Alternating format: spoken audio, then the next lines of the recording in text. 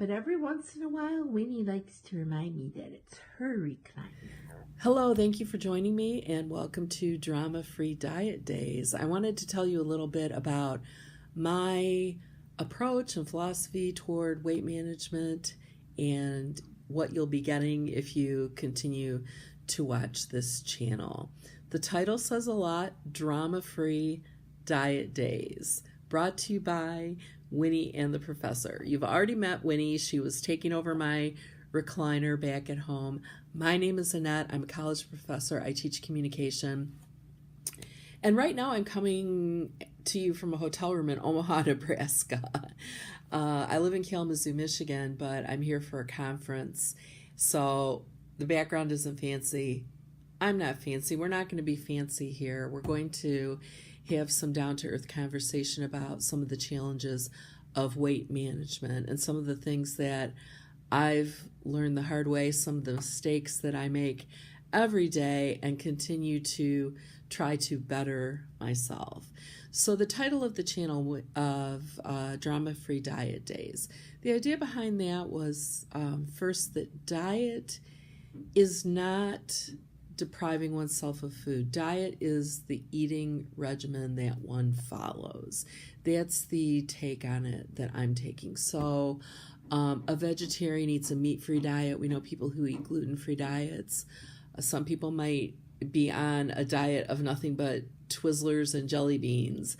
I had a student once who always came to class with a packet of Pop-Tarts and a big can of Red Bull, which I remember telling her that some real food and a good night's sleep would probably do her much more good.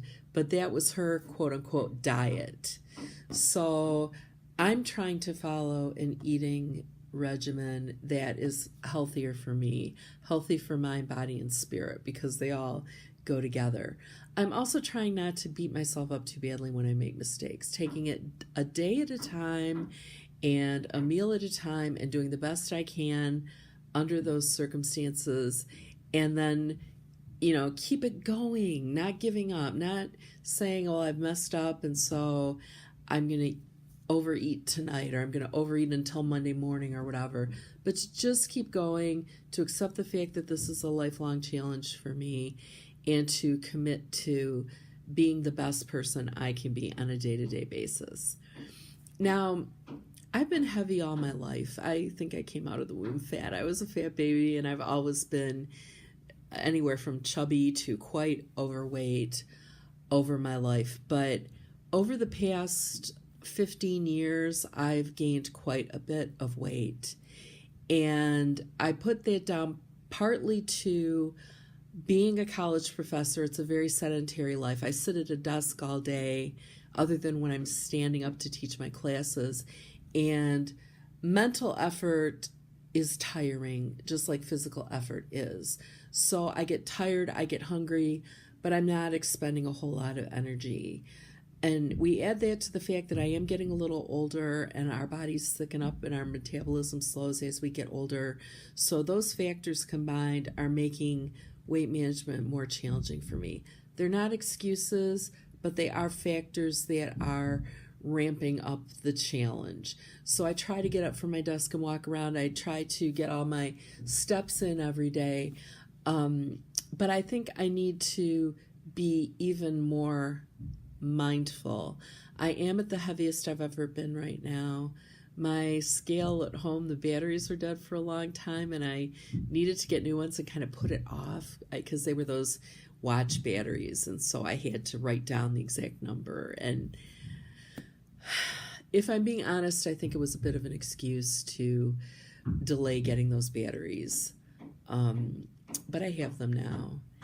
And another thing that happened lately that really brought home to me how my weight was getting a little bit out of control for me, for my frame, for my lifestyle, is when I flew here for this conference.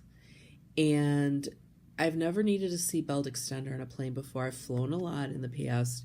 I know people who do use them, and no shade on you if you use them, but I've never needed one.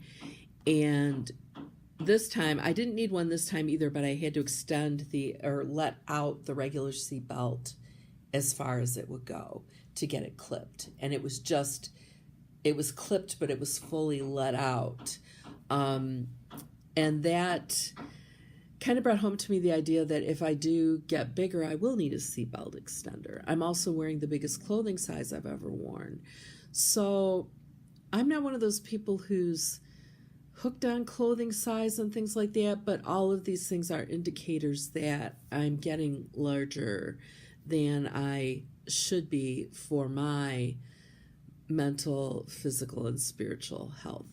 So it's time to get a handle on it. And one of the ways I'd like to get a handle on that is by talking about it to you.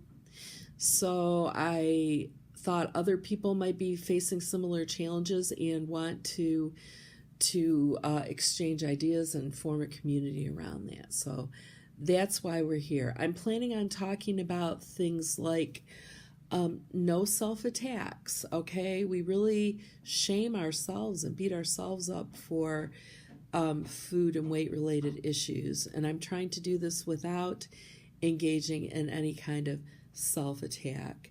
I'd like to talk about diet plans and eating plans I've tried in the past that have worked and that haven't worked, exercise plans that for me have worked or haven't worked, special challenges that might go with certain kinds of jobs and occupations, the special challenges of getting older and maybe facing the fact that we don't look as good or as smooth complected and beautiful as we may have looked in the past.